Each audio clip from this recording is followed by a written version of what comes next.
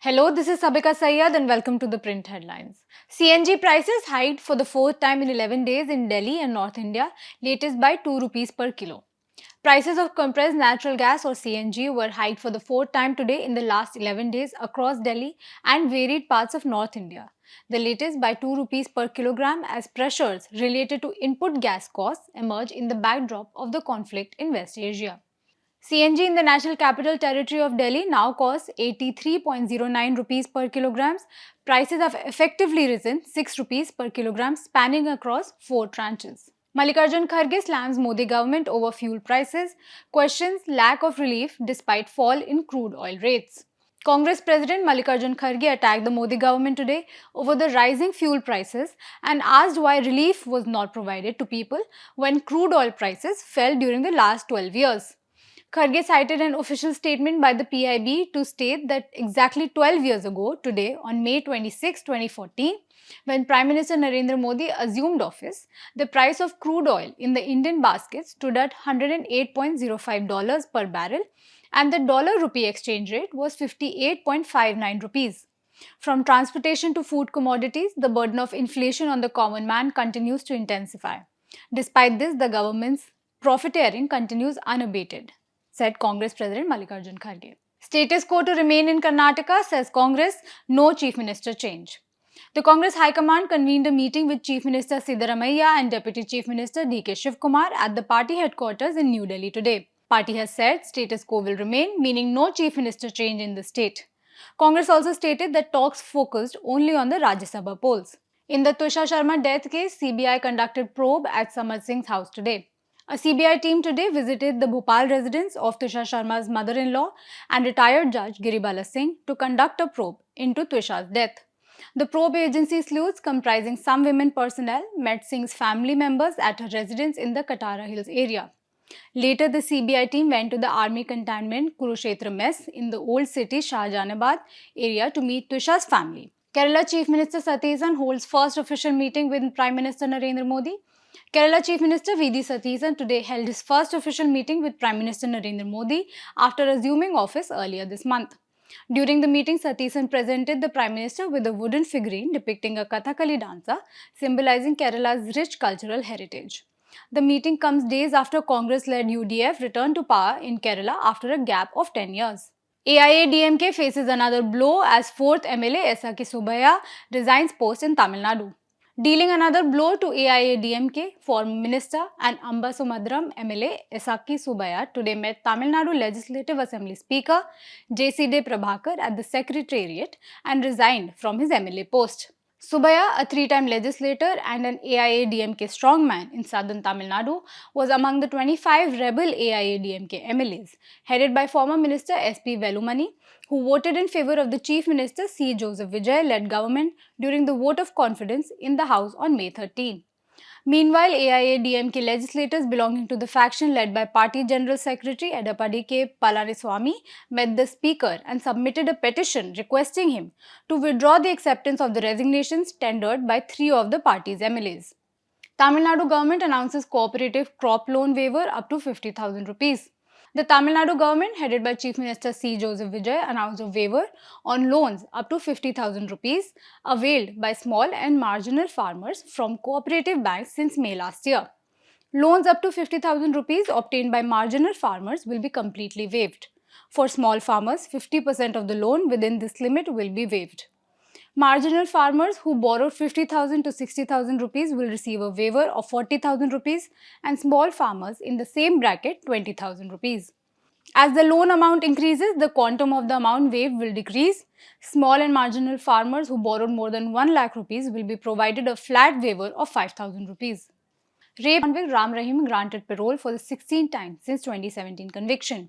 Rape convict Dera Sacha Sauda chief Gurmeet Ram Rahim Singh, serving a 20-year sentence for raping 2 women disciples, walked out of Soneria jail in Rohtak, Haryana today after being granted a 30-day parole, the 16th time he had been released from prison since his conviction in 2017. Ram Rahim will stay at his Sirsa headquartered Dera during the parole period, said Dera spokesperson and advocate Jitendra Khurana. Sikh organizations have previously criticized the repeated grant of parole and furlough to Ram Rahim. Ebola screening begins at Visakhapatnam and Vijayawada airports. No case found so far. Health screening for Ebola has begun at the Visakhapatnam and Vijayawada airports and the Visakhapatnam seaport after the Andhra Pradesh government issued an alert on the spread of the virus in several African countries. No case has been found so far. The Visakhapatnam district administration has activated emergency measures and incoming travelers and seamen are being checked besides at the government hospital here. Travelers with a recent African travel history are being tracked at the two airports and the Visakhapatnam port, and a 30-bed isolation ward is ready for any suspected case. India and US strike critical minerals deal amid China concerns. India and US today formed up a key framework for cooperation in ensuring steady supplies of critical minerals, a move that comes amid growing concerns over China's export controls on rare earth elements and strategic metals, vital for global technology supply chains. The framework on securing supplies of mining and processing of critical minerals was signed on the sidelines of the Quad Foreign Ministers meeting in New Delhi.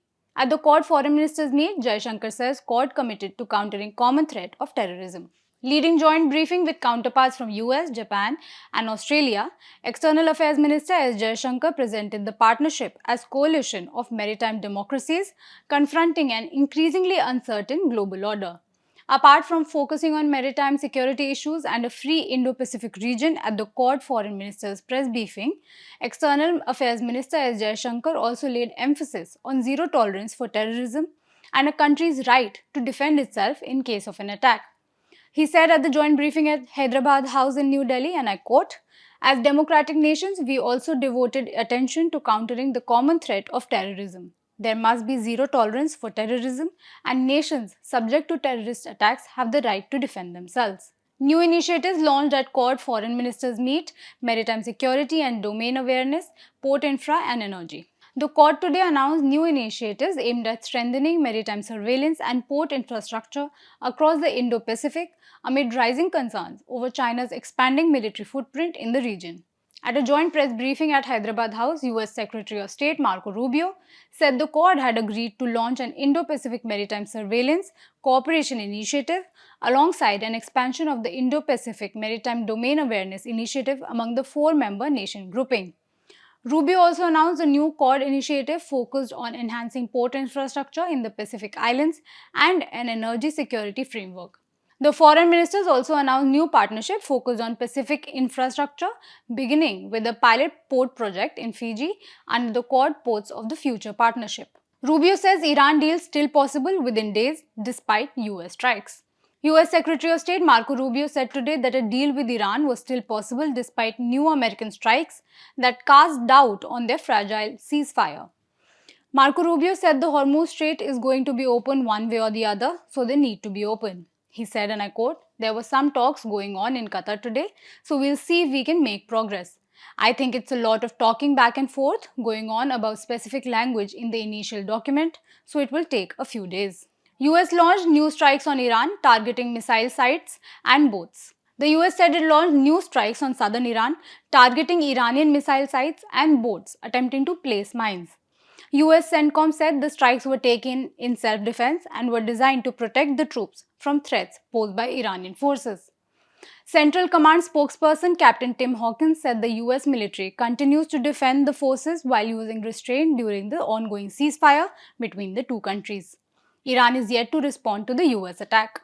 China, Pakistan aim to revamp economic corridor, Gwadar Port. China and Pakistan have reached a new broad consensus on deepening strategic ties to beef up development of a joint economic corridor and establish the port of Gwadar as regional connectivity hub, the neighbors said today. The remarks came in a joint statement as Pakistan's Prime Minister Shehbaz Sharif wrapped up a visit to Beijing at a time when Islamabad is seeking investment while navigating tension with Afghanistan and mediating in the Iran war. These plans encompass the Khunjira Pass and an upgrade of the Karakoram Highway, the main overland link between China and Pakistan. Global oil price gains 3% as US military strikes on Iran add to peace deal uncertainty. Brent crude oil rose 3% today after the US military carried out strikes in Iran, adding to uncertainty on whether a deal will be imminently reached to end the war and open up shipping flows through the Strait of Hormuz. US Secretary of State Marco Rubio said today that negotiating a deal with Iran could take a few days, quashing hopes for an imminent end to the conflict, a day after US forces conducted what Washington called defensive strikes in southern Iran. Pope Leo XIV urges disarming of AI in major manifesto. Pope Leo XIV yesterday called for the disarming of artificial intelligence in his long-awaited manifesto on the rapidly developing technology and warned of new forms of slavery behind its rise. Leo I, US Pope, warned against a race for ever more powerful algorithms and larger data sets driven by the desire to secure geopolitical or commercial dominance. Messi diagnosed with left hamstring fatigue, return plan uncertain. Lionel Messi remained at the heart of an injury scare only weeks before the World Cup after medical tests diagnosed him with muscle fatigue in his left hamstring, Inter Miami announced yesterday. After undergoing further medical tests this Monday, the initial diagnosis indicates an overload associated with muscle fatigue in his left hamstring. The Major League Soccer club's update provided no clear timetable for the Argentine superstar's return after his abrupt exit from Miami's 6-4 victory over Philadelphia in the 73rd minute on Sunday. For the FIFA World Cup 2026, Spain announces 26-man squad, 0 Real Madrid players make the cut. Spain named injured forward Lamine Yamal in the 26-man squad for the FIFA World Cup 2026, which for the first time will feature 0 players from Real Madrid. The 18-year-old Yamal tore his left hamstring in an April 22, 2026 game for FC Barcelona and missed the rest of the club's La Liga campaign. Ranveer Singh exits Dawn 3, actor reacts as cine worker's body issues non-cooperation directive against him. Dawn 3, which has been 3 years in the making, was yet to begin shooting. The producers claimed that more than 45 crore rupees had already been spent in the pre-production phase. After Ranveer Singh's last-minute exit from Farhan Akhtar's Dawn 3, the Federation of Western India Cine Employees, or the FWICE, on Monday said its more than 4 lakh members would not work with Ranveer Singh, with the actor responding he will continue to hold deep respect and goodwill for all those involved. Farhan Akhtar and his partner Ritesh Sidhwani had filed a complaint against Ranveer Singh before the Indian Film and Television Directors Association, which then referred the matter to FWICA for further intervention. That's all we have for you today. We'll be back tomorrow with the latest.